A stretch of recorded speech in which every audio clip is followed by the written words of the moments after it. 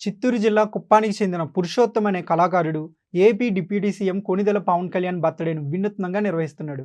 కుప్పంలోని Nobel school ఆధ్వర్యంలో దాదాపు 800 మంది విద్యార్థులు సమూహంగా ఏర్పడి పవన్ కళ్యాణ్ ఫోటో ప్రతిబింబించేలా పోస్టర్ను, ఒక వీడియోని చిత్రీకరించి పవర్ స్టార్కు పెద్ద బహుమతి అందించారు. ఈ చిత్రం చూసిన ప్రజలు, అభిమానులు, జనసేన కార్యకర్తలు అద్భుతంగా ఉందని పురుషోత్తంని అభినందించారు.